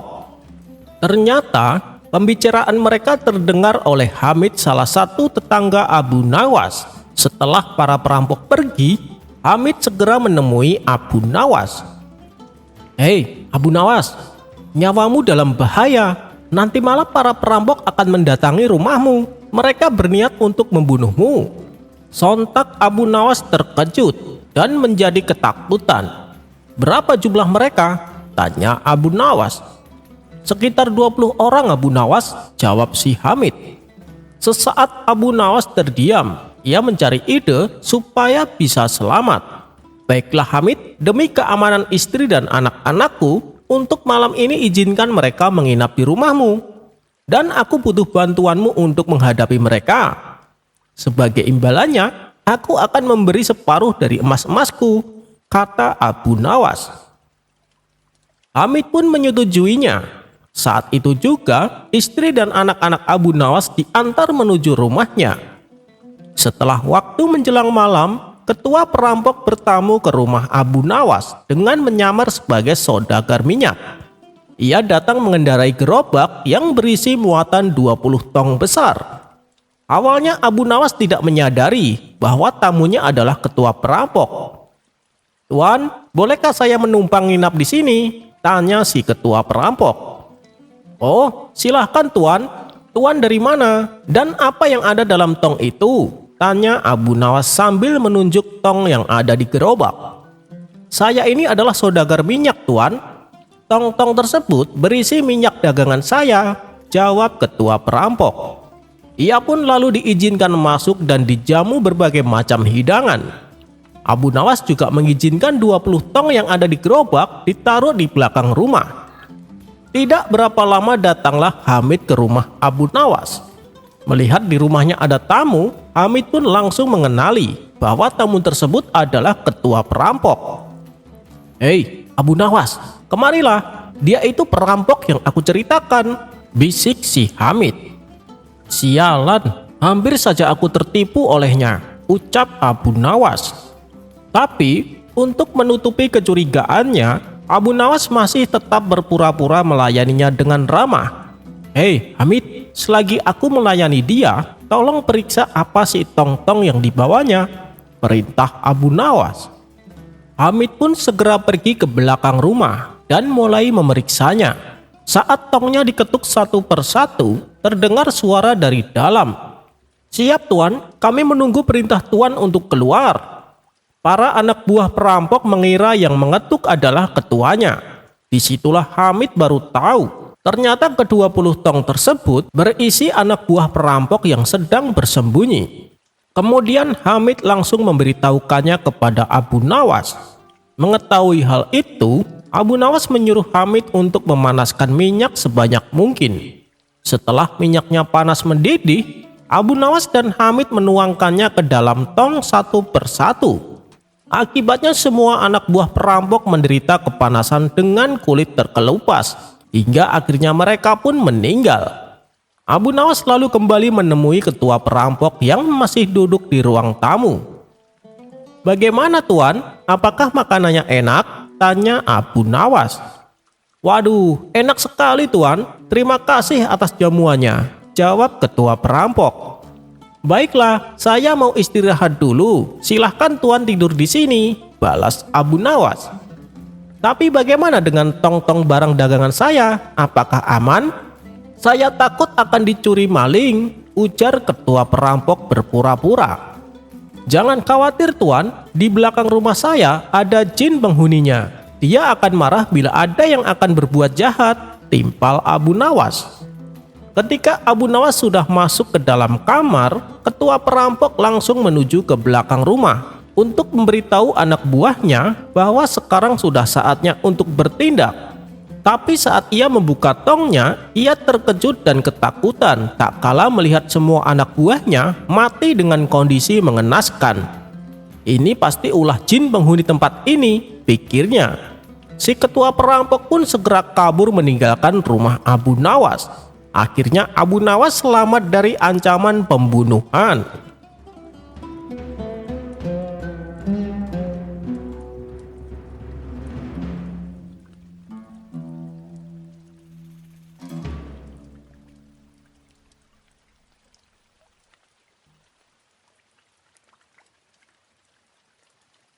Seringnya Baginda Raja pergi berburu ke hutan, membuatnya selalu meninggalkan istana. Sehingga tugasnya sebagai raja kini seringkali diabaikan. Sang raja jadi jarang menemui rakyatnya, manakala ada yang akan mengadukan masalahnya, dan urusan-urusan kerajaan selalu ia tinggalkan. Melihat hal ini, Abu Nawas pun merasa kecewa. Ia bingung harus dengan cara apa menyadarkan rajanya. Kalau menegurnya secara langsung justru akan membuat Baginda Raja murka. Bisa-bisa Abu Nawas malah dipenjara. Hingga pada suatu hari, datanglah beberapa utusan kerajaan menemui Abu Nawas di rumahnya. "Tuan Abu, Anda dipanggil Paduka Raja untuk ke istana," kata salah satu dari mereka.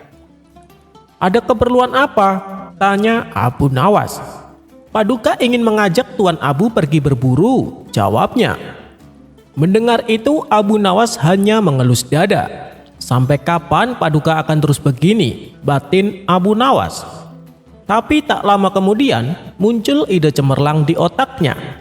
Ia memanfaatkan kesempatan ini untuk menyadarkan Baginda Raja. Bilang sama rajamu bahwa Abu Nawas mempunyai sesuatu yang berharga yang tidak mungkin ia tinggalkan. Sesuatu itu tak ternilai harganya, bahkan Paduka Raja sendiri tak akan mampu membelinya karena harganya terlalu mahal, tutur Abu Nawas. Maka pulanglah mereka menyampaikan apa yang dikatakan Abu Nawas kepada Baginda Raja. Kalian melihat barangnya? Tanya Baginda Raja penasaran. Tidak, Yang Mulia, dia tidak menunjukkan kepada kami, jawab mereka. Hal ini membuat Baginda Raja semakin penasaran. Bahkan ia sampai tidak jadi berburu gara-gara mendengar ucapan Abu Nawas ini. Barang apa sih yang dimiliki Abu Nawas? Aku jauh lebih kaya dari dia, tapi kenapa dia sampai mengatakan kalau aku tak mampu membelinya? Tanya Baginda Raja dalam hati. Tak ingin berlama-lama dengan rasa penasarannya, Baginda Raja segera mengajak beberapa pengawal untuk mendatangi rumah Abu Nawas. Sesampainya di sana, tanpa basa-basi Baginda Raja langsung bertanya, "Wahai Abu Nawas, apa benar kau mempunyai sesuatu yang sangat berharga?" Tanya Baginda Raja. "Benar Paduka Yang Mulia, itulah sebabnya saya tak bisa ikut Paduka berburu, karena saya harus menjaganya," jawab Abu Nawas. "Bagaimana kalau aku beli dengan harga 100.000 dinar?" tawar Baginda Raja. "Maaf Paduka Yang Mulia, saya tidak akan menjualnya, bahkan dengan harga 1 juta dinar," sahut Abu Nawas. "Oh serius Abu Nawas?" tanya Baginda Raja heran. "Tentu Yang Mulia, karena nilainya lebih daripada istana Paduka dan seisinya," jawab Abu Nawas.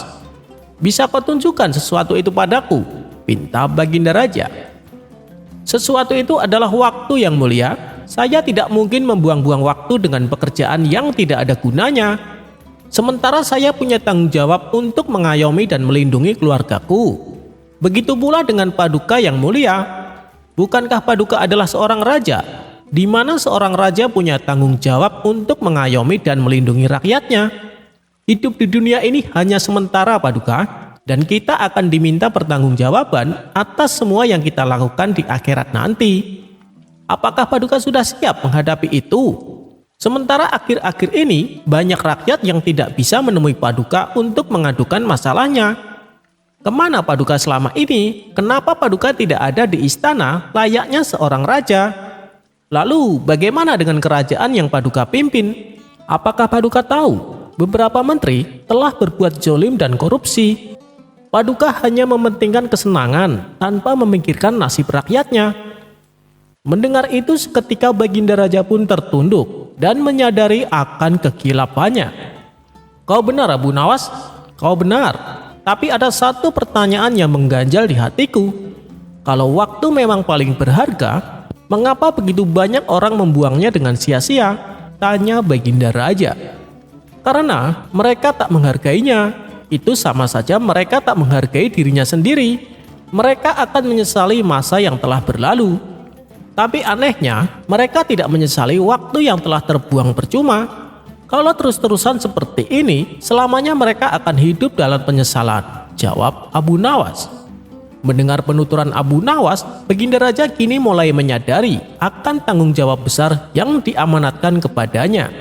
Dan sejak saat itu, ia lebih mementingkan urusan kerajaan daripada kesenangannya semata. Rakyat pun kini mulai lebih mudah menemui rajanya.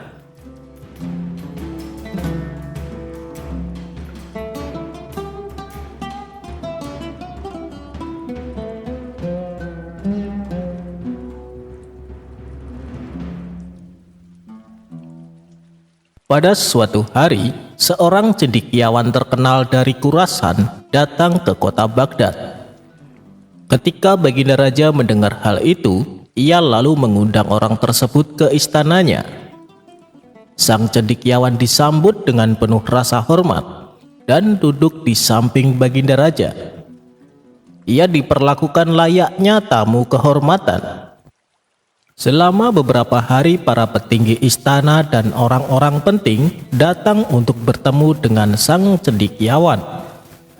Pada hari ketiga, Abu Nawas juga datang bersama beberapa orang.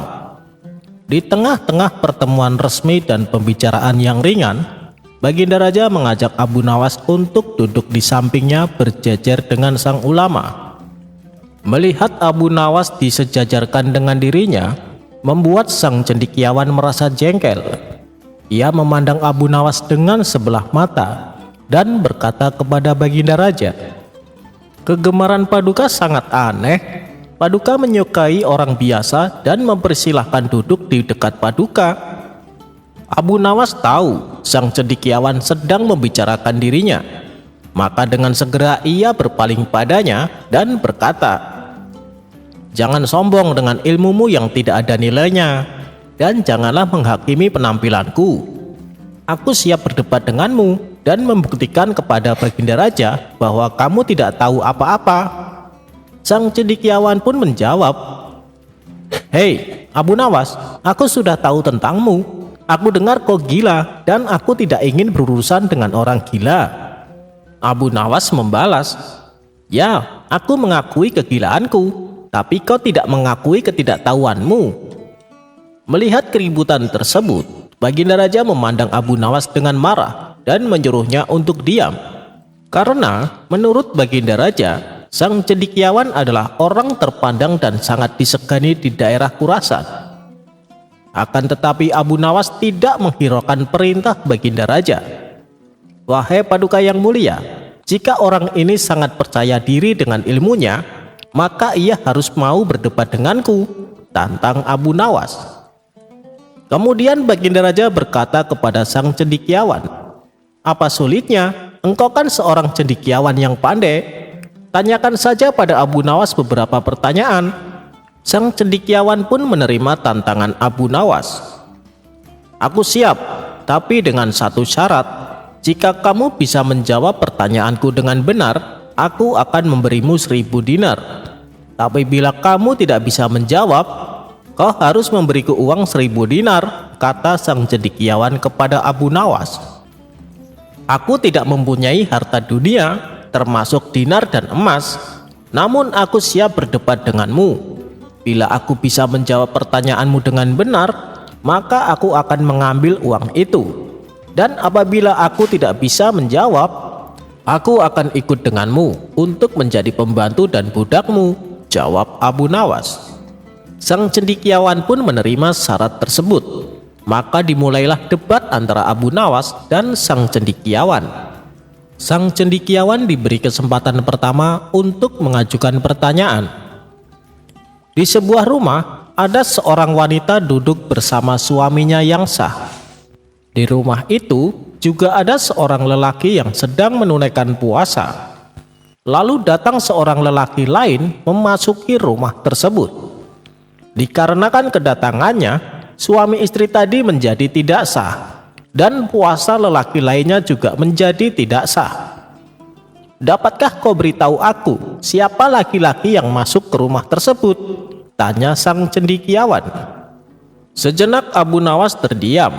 Tak berapa lama ia pun langsung menjawab, "Lelaki yang masuk ke rumah tersebut adalah suami pertama dari wanita yang telah lama bepergian. Ia telah lama pergi dalam waktu yang sangat lama. Dan kabar yang wanita itu terima adalah bahwa suaminya telah meninggal.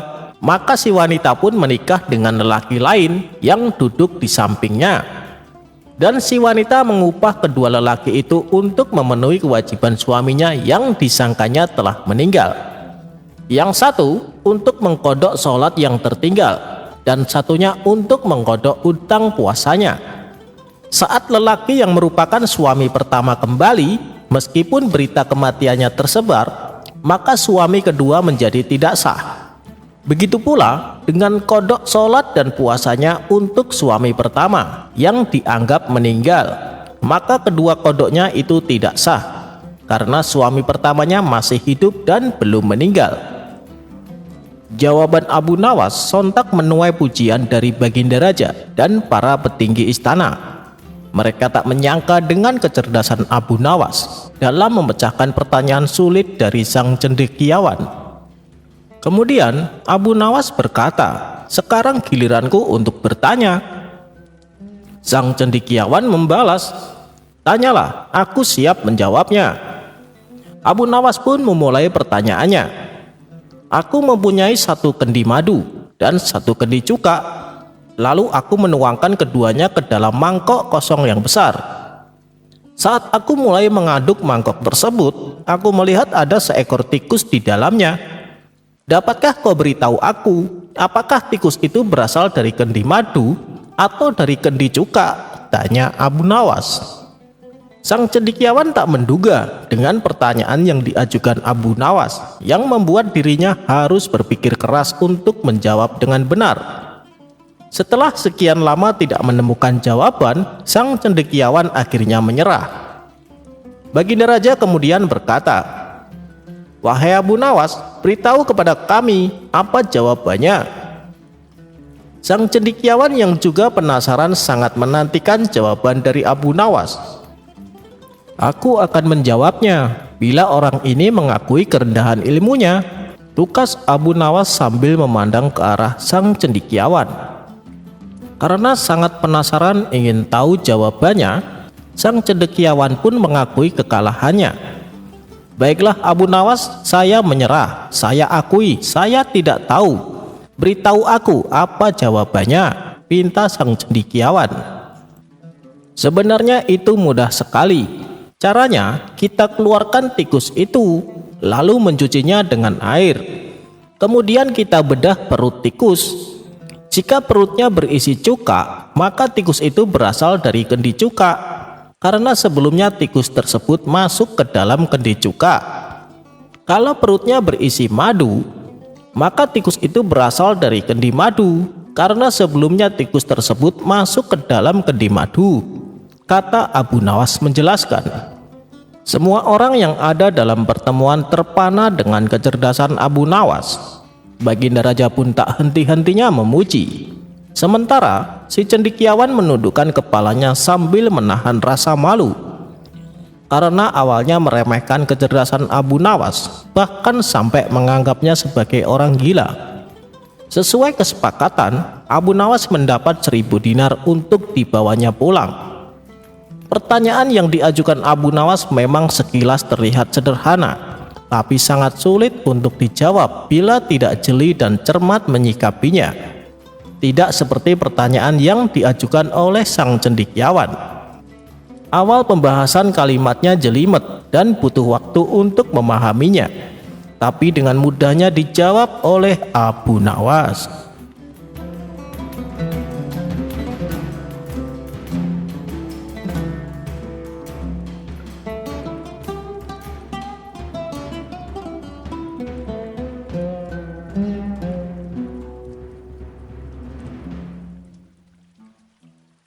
Dikisahkan, ada seorang ateis berteriak di tengah alun-alun Baghdad. Ia berkata bahwa dirinya tidak mempercayai adanya Tuhan. Kalau Tuhan memang ada, Dia pasti akan menolongku agar tidak mati tenggelam, teriaknya di hadapan orang-orang. Maka pergilah ia menuju sungai Tigris dan terjun ke dalamnya. Perilaku orang ateis tersebut mendapat berbagai macam tanggapan. Ada yang mencemooh, banyak pula yang menghujat.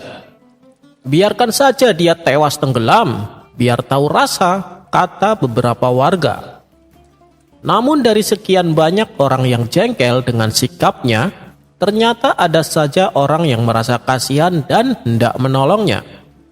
Akan tetapi si ateis menolaknya. "Aku tidak mau ditolong siapapun kecuali oleh Tuhan yang kalian anggap itu ada." Orang yang berusaha menolong pun tak jadi melakukannya. "Dasar orang gila," umpat para warga yang menyaksikannya. Setelah berjam-jam terombang-ambing di air sungai, si ateis mulai kelelahan, tapi ia tetap pada pendiriannya. Sementara Abu Nawas yang baru pulang dari pasar melihat banyak orang berkerumun di tepi sungai. "Ada apa ini? Kenapa ramai sekali?" tanya Abu Nawas kepada salah satu warga. Kemudian Abu Nawas diberitahu perihal perilaku orang ateis yang ingin menguji adanya Tuhan. Tanpa pikir panjang, Abu Nawas segera menghampirinya. "Mau apa kau kemari? Jangan tolong aku hanya mau ditolong oleh Tuhan," teriak si ateis. "Siapa juga yang akan menolongmu? Aku hanya mau memberitahu bahwa Tuhanku mengatakan padaku, dia sedang menunggumu di alam kematian, dan katanya sudah tak sabar ingin menyiksamu," balas Abu Nawas. Mendengar itu si ateis menjadi gemeteran. Ia berusaha menyelamatkan diri supaya tidak tenggelam. Akan tetapi karena sudah kelelahan, usahanya pun hanya sia-sia. Tubuhnya mulai hanyut dan tenggelam. "Tolong aku Tuan, selamatkan aku," pinta si ateis kepada Abu Nawas. "Maaf, aku bukan Tuhan," jawab Abu Nawas. Setelah si ateis tak sadarkan diri dan tenggelam, barulah Abu Nawas menariknya dan dibawanya ke daratan. Ketika si ateis tersadar dari pingsannya, ia pun bertanya, "Di mana aku? Apakah aku di alam kematian?" tanyanya penuh ketakutan. "Lain kali, kalau kau berbuat demikian, aku akan membiarkanmu," bentak Abu Nawas. Si ateis pun akhirnya meminta maaf dan berterima kasih kepada Abu Nawas.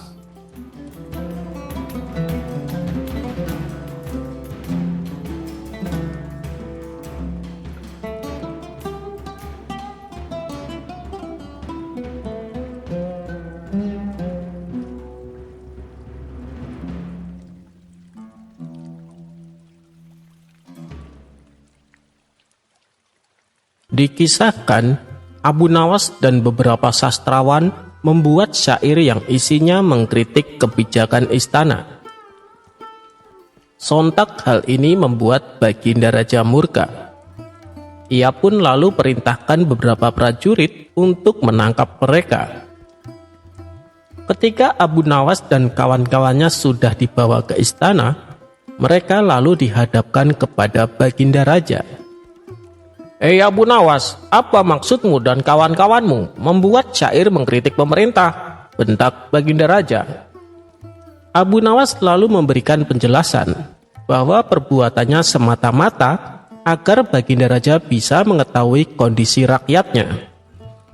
Begitu mendengar penjelasan Abu Nawas, Baginda Raja pun tersadar.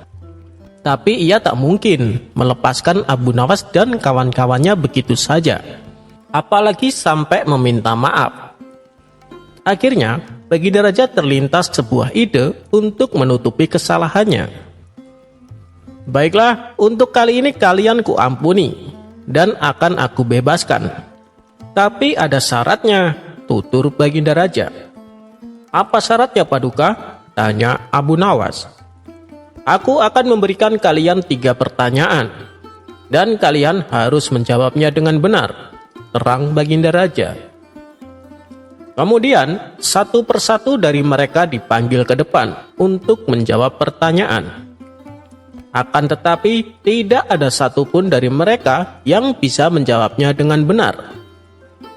Akhirnya tibalah giliran Abu Nawas. "Bagaimana Abu Nawas? Apakah kau sudah siap?" tanya Baginda Raja. "Iya, saya sudah siap, Paduka," jawab Abu Nawas. "Baiklah, pertanyaan pertama adalah, apa yang paling cepat di dunia?" tanya Baginda Raja. Tanpa perlu waktu lama, Abu Nawas langsung menjawab.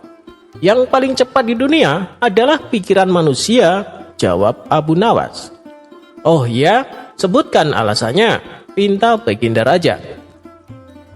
"Sebab, jangankan bintang yang jauh di langit, akhirat saja yang jaraknya belum ada yang tahu, pikiran manusia sudah sampai ke situ," jelas Abu Nawas. Mendengar jawaban Abu Nawas, Baginda Raja mengangguk sebagai tanda setuju. "Sekarang pertanyaan kedua, Abu Nawas, apa yang paling panjang di dunia?" Abu Nawas tersenyum dan menjawab, "Yang paling panjang di dunia adalah pikiran manusia." Mendengar hal itu, Baginda Raja pun terkesan dengan kecerdasan Abu Nawas. Sekarang pertanyaan terakhir. Apa yang paling berat di dunia? Tanya Baginda Raja. Oh, itu gampang sekali Paduka. Yang paling berat di dunia adalah Paduka memberikan pertanyaan-pertanyaan ini tanpa adanya hadiah uang. Sontak Baginda Raja pun tertawa, disusul oleh orang-orang yang ada di situ.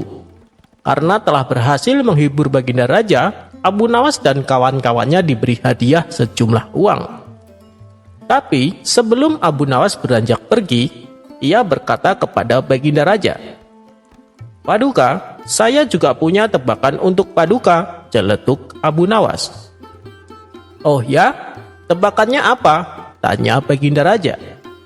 "Tebakannya sederhana Paduka, tapi sebelum saya memberitahu, kita buat perjanjian dulu." "Bagaimana Paduka?" ujar Abu Nawas. "Baik, apa perjanjiannya?" tanya Baginda Raja kembali. "Kalau Paduka bisa menebaknya dengan tepat, kami akan mengembalikan semua hadiah yang telah Paduka berikan.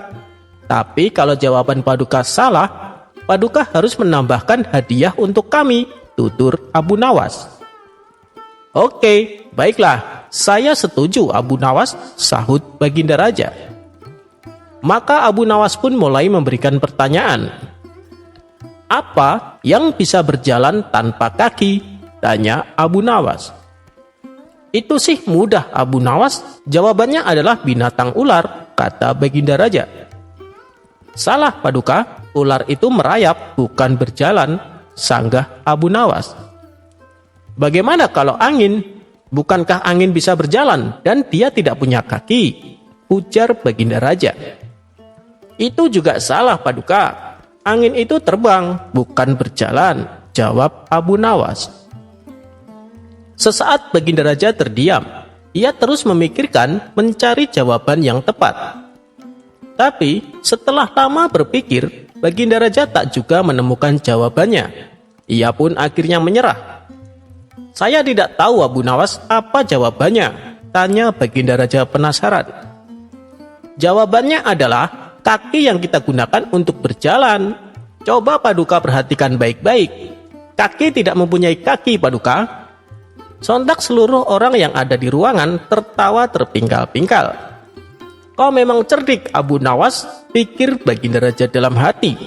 Dan sesuai perjanjian, Baginda Raja menambahkan hadiah untuk Abu Nawas dan kawan-kawannya.